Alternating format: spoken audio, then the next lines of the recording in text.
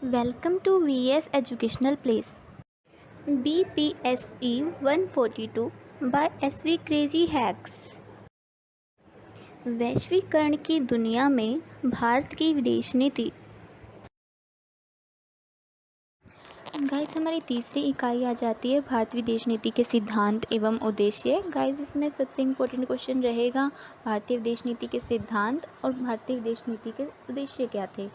Guys, सिद्धांतों में सबसे इम्पोर्टेंट रहेगा गुटनिरपेक्षता की नीति और पंचशील सिद्धांत। निस्त्रीकरण के सिद्धांत क्या था, ये मोस्ट इम्पोर्टेंट रहेंगे। इनके बारे में डिटेल में पढ़ना पड़ेगा और बाकी पॉइंट्स के बारे में हमें थोड़ा थोड़ा पता होना चाहिए।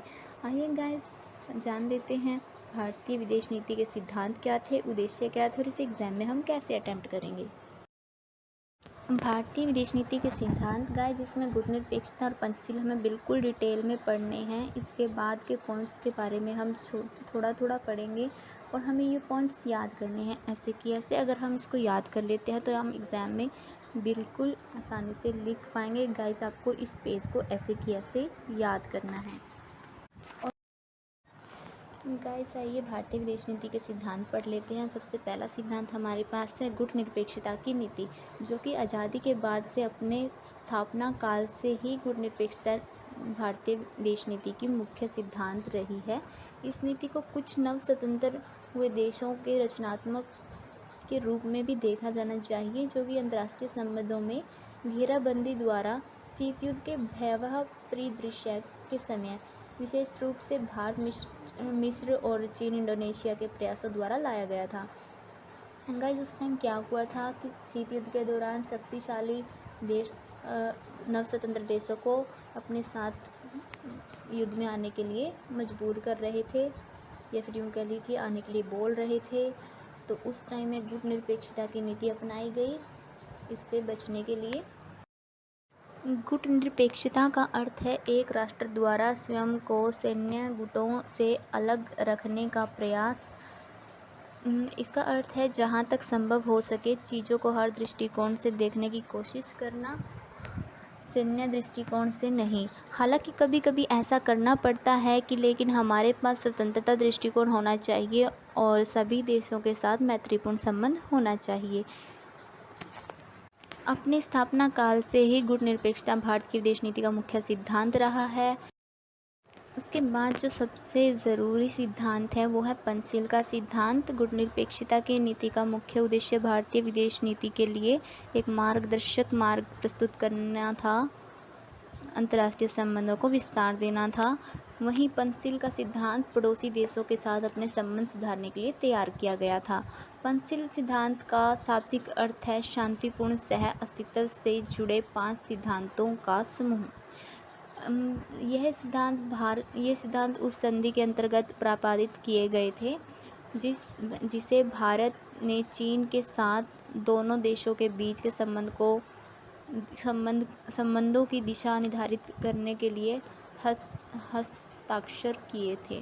पंचशील के सिद्धांत में 5 तत्व हैं: एक दूसरे की संप्रभुता तथा क्षेत्रीय अखंडता का सम्मान करना, एक दूसरे के प्रति गैर आक्रामकता रुख रखना, एक दूसरे के आंतरिक मामलों में हस्तक्षेप न करना, समानता पर आधारित पारस्परिक लाभपूर्ण संबंधों का विकास एवं शांतिपूर्ण सह अस्तित्व। ये सिद्धांत नेहरू के लिए विश्वास का आधार थे और नेहरू इन्हीं पर बने हुए थे। ईमानदारी से इनका पालन कर रहे थे, जहाँ की चीन ने इनकी अवहेलना की और युद्ध में नेहरू की ईमानदारी भारत को महंगी पड़ गई। गाइस, ये एक तरीके से इम्पोर्टेंट पार्ट है गुटनिरपेक्षता और पंचशील के सिद्धांतों की चर्चा कीजिए। इसको हमने बहुत डिटेल में पढ़ना है, अच्छे से पढ़ना है, ये एग्ज़ाम में आ सकता है। उसके बाद आता है उपनिवेशवाद विरोध, साम्राज्य विरोध और रंगभेद विरोध। ये भारतीय विदेश नीति का एक और प्रमुख सिद्धांत रहा है। नस्ल भेद तथा रंग भेद की अनमानवीय नीति आज भी भारत के ज़हन में ताज़ा है। राष्ट्रीय पिता महात्मा गांधी को भी दक्षिण अफ्रीका में इससे गुजरना पड़ा था। अतः स्वतंत्र भारत की विदेश नीति में उपनिवेशवाद, साम्राज्यवाद एवं रंग भेद विरोधी सिद्धांत स्पष्ट रूप इसकी प्राथमिकता रही है और यही विश्व के अन्य देशों के साथ भारत के संबंध विकास का आधार भी रही है। भारत न केवल उपनिवेशवाद तथा साम्राज्यवाद के खिलाफ लड़ रहे देशों एवं लोगों के साथ एकजुटता से खड़ा हुआ, बल्कि इसने दक्षिण अफ्रीका के रंगभेदी शासन के साथ किसी भी प्रकार से संबंध रखने से इनकार कर दिया। अंतर्राष्ट्रीय विवादों के निपटारे के लिए बल प्रयोग का विरोध। प्रथम विश्व युद्ध के पूर्व यूरोपीय साम्राज्यवादी शक्तियों के बीच विवादों को निपटारे के लिए बल प्रयोग, आक्रमण, क्षेत्र का अधिग्रहण मानक एवं स्वीकृति तरीके थे। सत्याग्रह और अहिंसा भारत के मूल रहे हैं तथा भारतीय विदेश नीति में भी इसे मार्गदर्शक सिद्धांत के रूप में स्थान दिया गया है। यही वजह है कि भारत न सिर्फ अपने विवाद निपटारे के लिए बल प्रयोग से दूर रहा, बल्कि अंतर्राष्ट्रीय विवादों के निपटारे के लिए भी यह किसी भी देश द्वारा किसी भी परिस्थिति में और किसी भी हाल में बल का प्रयोग न करने का तर्क देता रहा। संयुक्त राष्ट्र चार्टर में निहित आदर्शों में विश्वास।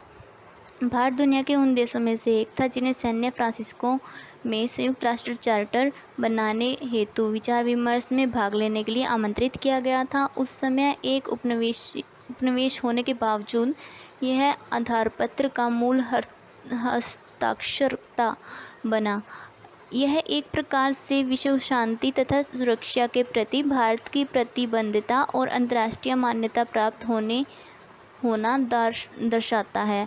अतः स्वाभाविक रूप से संयुक्त राष्ट्र आधारपत्र में निहित आदर्शों के प्रति अटूट विश्वास रखना भारतीय विदेश नीति का एक प्रमुख सिद्धांत रहा है। समक एवं समतावादी अंतर्राष्ट्रीय व्यवस्था। द्वितीय विश्व युद्ध के बाद अंतर्राष्ट्रीय व्यवस्था बहुत न्यायपूर्ण व समानतावादी नहीं कही जा सकती। भारत समेत विश्व के कई अन्य राष्ट्रों को अपने साथ भेदभावपूर्ण तथा पूर्वाग्रह आधारित व्यवहार का सामना करना पड़ा। अतः समान एवं समतावादी अंतर्राष्ट्रीय व्यवस्था की स्थापना भारत की विदेश नीति का महत्वपूर्ण हिस्सा रही है। विश्व शांति में आस्था। भारत का यह अटूट विश्वास रहा है कि युद्ध एवं हिंसा विश्व के किसी भी समस्या के स्थायी समाधान नहीं दे सकती। अतः भारत हमेशा से अंतर्राष्ट्रीय विवादों के शांतिपूर्ण समाधान के समर्थन करता रहा है। जाहिर तौर पर विश्व शांति के प्रति अपनी इस आस्था को भारत ने अपनी विदेश नीति का प्रमुख सिद्धांत के रूप में अपनाया है। शीत युद्ध की अवधि के दौरान दो महाशक्तियों के बीच गतिरोध में कई ऐसे मौके आए जब दोनों के बीच युद्ध की संभावना काफ़ी बढ़ गई और विश्व शांति के खतरे का आसार दिखे। विवाद निपटारे का द्विपक्षीय ढांचा। भारत और पाकिस्तान के बीच किसी भी विवाद को हल करने की द्विपक्षीय रूपरेखा तैयार करने के लिए शिमला समझौते पर हस्ताक्षर करने के बाद से ही भारत की यह लगातार मांग रही है कि दोनों देशों को अपने विवाद हल करने के लिए छोड़ दिया जाना चाहिए और इसमें विश्व महाशक्तियों को शामिल नहीं होना चाहिए। विवाद निपटाने का द्विपक्षीय ढांचा हिंसाग्रस्त क्षेत्र को दो प्रकार से लंबी अवधि के लिए शांति पाने में मदद करता है। एक, जब दो विवादित पक्ष विवाद को सुलझाने के लिए सहमति से बातचीत करते हैं। दूसरा, समय के साथ विवाद की संभावना धीरे धीरे कम होकर नगण्य हो जाती है। परिणाम स्वरूप इनके बीच नए विवादित बनने संभावना बहुत कम हो जाती है। इसकी प्रमाणित विश्व युद्ध के रूप में हो सकती है। निरस्त्रीकरण। अपने नियमन के पहले दिन से ही भारतीय विदेश नीति का यह खास प्रयास रहा है कि विश्व में व्यापक तौर पर सार्वभौमिक निरस्त्रीकरण की व्यवस्था अपनाए। जब शीत युद्ध अपने चरम पर था और विश्व के देशों में हथियारों की होड़ थी अपने खतरनाक स्तर पर पहुंच रही थी, तब भारतीय वैश्विक निरस्त्रीकरण के लिए अपनी प्रतिबद्धता पर कायम रहा। भारत का यह निरस्त्रीकरण दृष्टिकोण इस पर बल देता है कि अगर विश्व के देश हथियारों का पूर्ण बहिष्कार नहीं कर सकते तो उन्हें कम से कम उन्हें 3 विशेष प्रकार के घातक हथियारों का उत्पादन नहीं करना चाहिए और ये न ही हथियार रखने चाहिए। पहले प्रकार के हथियारों में रासायनिक, जैविक, तांत्रिक विज्ञान या गैस आधारित ऐसे हथियार आते हैं जिसमें पूरी दुनिया का नुकसान पहुंचाने की क्षमता होती है। समकालीन समय में भारतीय विदेश नीति के मूल मार्गदर्शक सिद्धांतों का विश्लेषण कीजिए। ये मोस्ट इम्पॉर्टेंट क्वेश्चन है और एग्ज़ाम में ज़रूर आता है। इसको बहुत अच्छे से प्रिपेयर करना है, इसके पॉइंट्स याद कर लेने हैं, उनके बारे में 2-2 लाइनें लिख देनी हैं जो कि आपको वैसे ही पता होनी चाहिए, सिर्फ आपको पॉइंट्स याद रहने चाहिए। गाइस, उसके बाद आता है भारतीय विदेश नीति के उद्देश्य। राष्ट्रीय हित में मोस्ट इम्पॉर्टेंट पॉइंट रहेगा और इसके अलावा आपने ये सभी पॉइंट्स याद कर लेने हैं। ये पॉइंट्स आपको लिखने और उनके बारे में 3-3 लाइन आपने लिख देनी है। उनके बारे में हम क्या लिखेंगे वो अभी हम आपको बता रहे हैं। राष्ट्रीय हितों का संरक्षण एवं संवर्धन। देश के राष्ट्रीय हितों की सुरक्षा तथा इसका संवर्धन भारत की विदेश नीति के केंद्र में है। राष्ट्रीय हित एक व्यापक मुद्दा है जिसमें देश की लगभग हर चीज़ शामिल होती है, किंतु इसके संदर्भ में राष्ट्रीय हितों के अंतर्गत मूल रूप से राष्ट्र सुरक्षा एवं इसकी सीमा सुरक्षा करना कुछ अकल्पित उद्देश्य में होता है।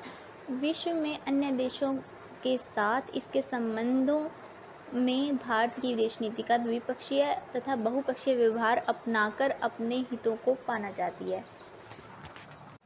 इस प्रकार जाहिर तौर पर कड़ी मेहनत से अर्जित अपनी स्वतंत्रता की रक्षा करना राष्ट्रीय हितों के मूल में शामिल रहा है। स्वतंत्र निर्णय लेने की स्वायत्तता। अंतर्राष्ट्रीय संबंधों का दायरा किसी जंगल की तरह है जहां शक्तिशाली तथा साधन संपन्न राष्ट्र कमजोर देशों को खा जाने की तैयारी में होते हैं। तो शीत युद्ध के खतरे के साथ अंतर्राष्ट्रीय परिदृश्य बेहद खराब थी। 2 महाशक्तियां नए स्वतंत्र देशों को अपने पक्ष में करने को आतुर थी। उस समय भारत की विदेश नीति गुटनिरपेक्षता के सिद्धांत लेकर आई ताकि देश की स्वतंत्रता, निर्णय लेने की स्वायत्तता बचाई जा सके। किंतु गुटनिरपेक्षता की नीति के साथ चलते हुए भी कई ऐसे मौके आए जब भारत को अपनी सुरक्षा तथा स्वतंत्र निर्णय लेने की स्वायत्तता बचाए रखने के लिए चुनौतियों का सामना करना पड़ा। विदेश नीति के आर्थिक मुद्दे।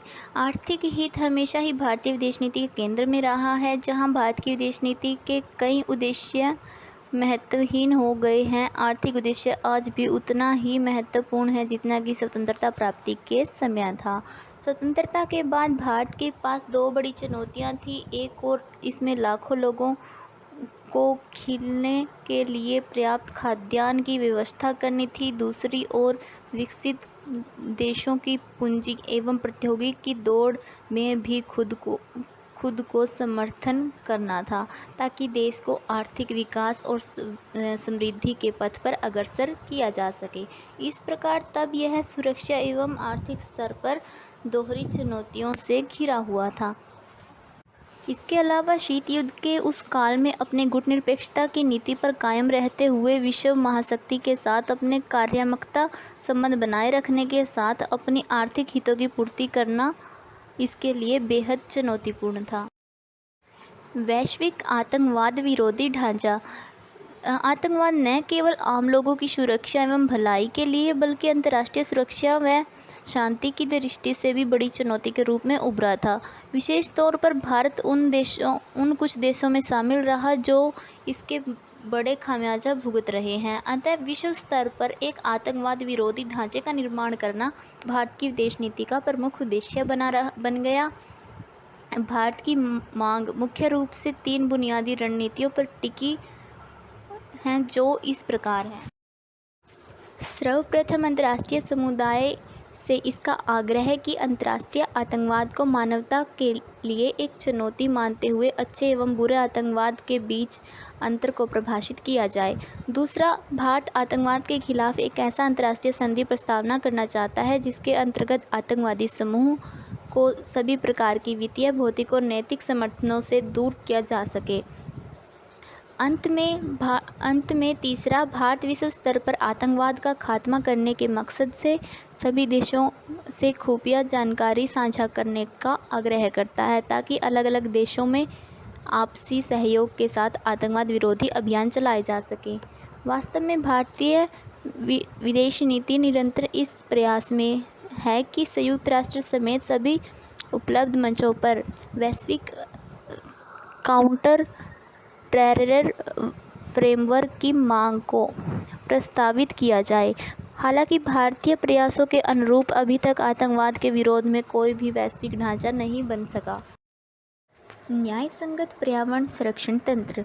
वर्तमान समय में पर्यावरण की सुरक्षा सभी देशों के लिए एक सामूहिक चुनौती बनकर उभरी है। पिछली शताब्दियों में नासमझी भरे विनाशकारी साबित हुए विकास के प्रयासों ने पर्यावरण के प्रकृति रक्षा तंत्र को जर्जर बना दिया है। परिणामस्वरूप मानवता को अपनी सहन शक्ति से परे प्रकृति के प्रकोपों का सामना करने की निरंतर संभावना बनती जा रही है। अतः पर्यावरण को और अधिक नुकसान होने से बचाने के लिए पर्यावरण संरक्षण का एक अंतर्राष्ट्रीय ढांचा निर्माण किया जाना चाहिए और उसे लागू करना चाहिए वैश्विक स्तर पर।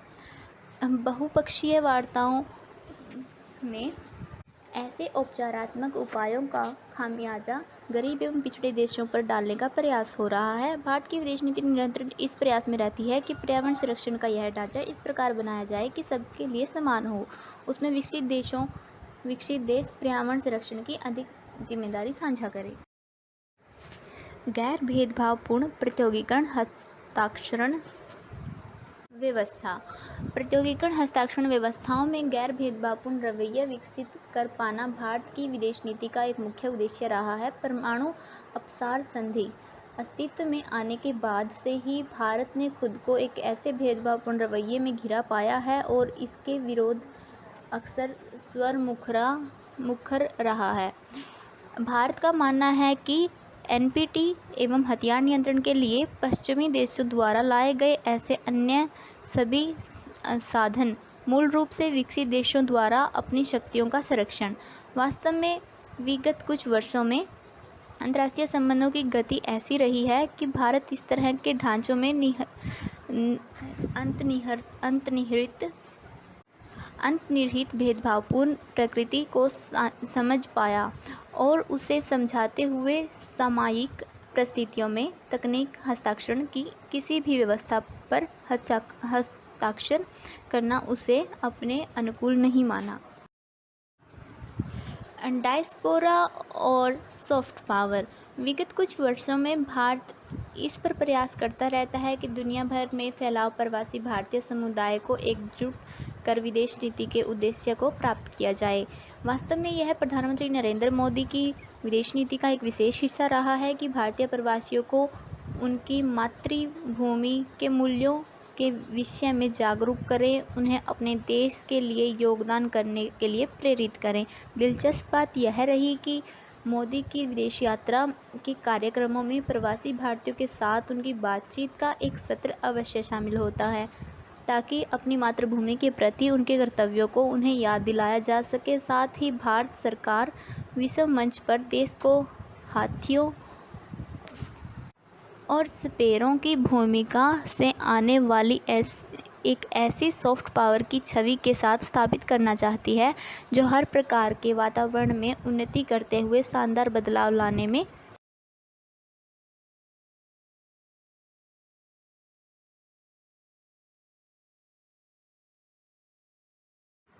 Thank you for watching. Please guys like, subscribe and share.